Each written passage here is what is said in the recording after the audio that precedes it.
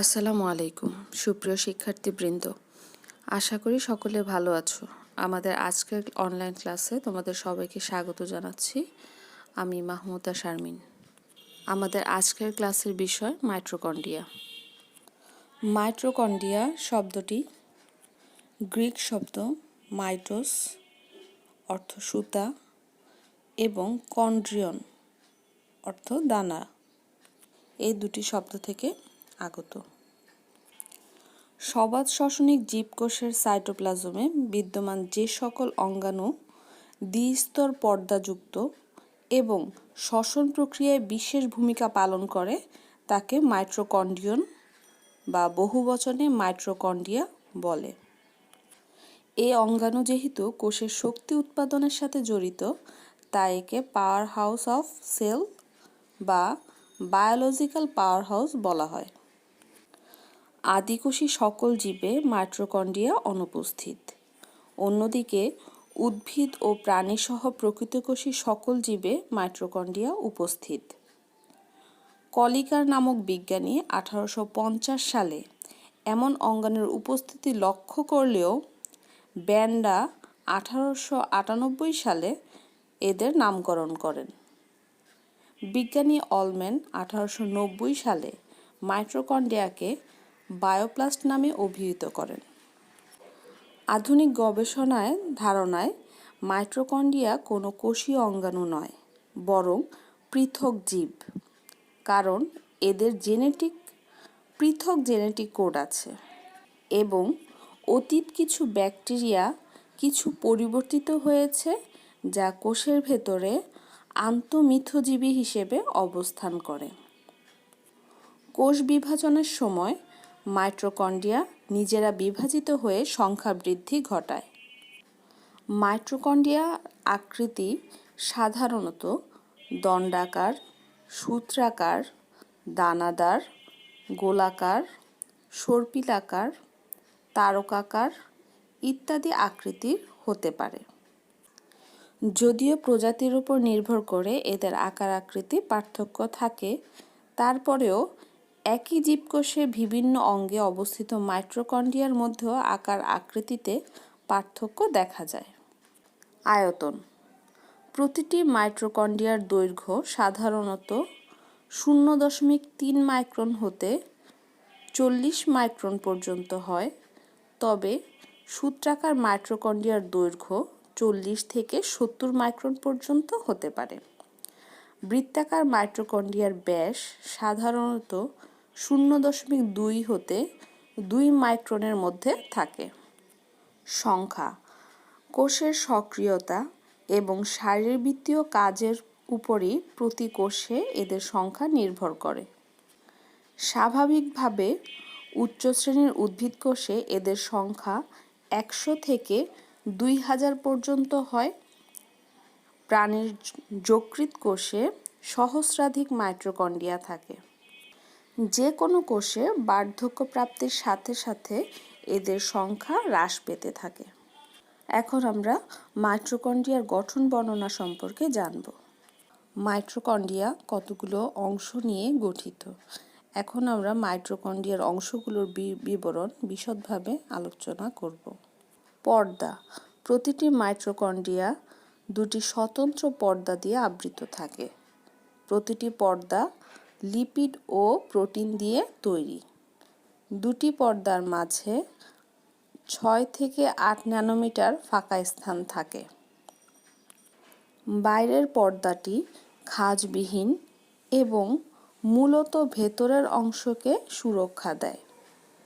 বিভিন্ন ছোট অণু এবং আয়ন মেমব্রেন ভেদ করে ভেতরে প্রবেশ করতে পারে এবং বাইরে যেতে পারে। এতে ATP synthesis, electron transport system অথবা এটিপি তৈরির কোনো এনজাইম থাকে না। ক্রিস্টি: ভেতরের পর্দা কিছু দূর পরপর আঙুলের মতো ভাঁজ হয়ে উপবৃদ্ধির মতো গঠন তৈরি করে।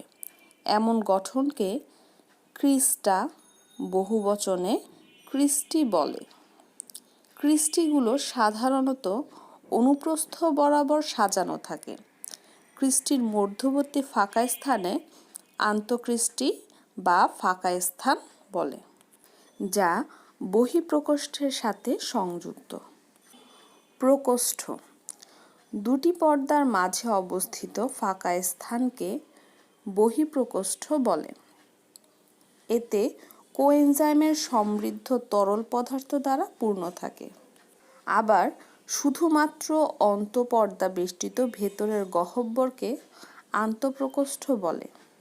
ক্রিস্টিগুলোর কারণে আন্তঃপ্রকোষ্ঠ কতগুলো অসম্পূর্ণ প্রকোষ্ঠে বিভক্ত থাকে।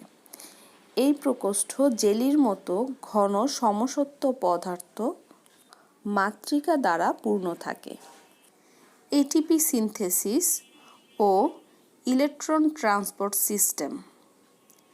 আন্তঃপর্দায় ক্রিস্টিতে স্থানে স্থানে এটিপি সিনথেসিস নামক বৃন্তযুক্ত গোলাকার বস্তু আছে। এখানে এটিপি সংশ্লেষিত হয়। এছাড়া ক্রিস্টিব্যাপী অসংখ্য ইলেকট্রন ট্রান্সপোর্ট সিস্টেম থাকে। পূর্বে এদেরকে একত্রে অক্সিসোম বলা হতো। ডিএনএ ও রাইবোজোম। মাইটোকন্ড্রিয়ার মাতৃকায় নিজস্ব ডিএনএ অণু রয়েছে। অণুটি ক্ষুদ্র, দ্বিসূত্রক এবং গোলাকার। এছাড়া মাতৃকায় 70S টাইপের রাইবোজোম থাকে, যা ব্যাকটেরিয়া কোষে প্রাপ্ত ডিএনএ ও রাইবোজোমের অনুরূপ। রাসায়নিক গঠন। মাইটোকন্ড্রিয়ার পর্দা লিপোপ্রোটিন জাতীয়।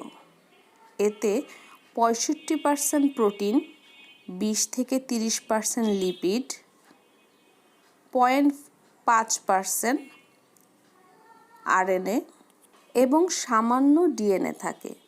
লিপিডের মধ্যে 90% ফসফোলিপিড, 5% কোলেস্টেরল থাকে। সামান্য পরিমাণে খনিজ ধাতব আয়ন যেমন ক্যালসিয়াম, ম্যাগনেসিয়াম, ম্যাঙ্গানিজ ও ভিটামিন B3, ভিটামিন 12 এবং পটাশিয়াম থাকে।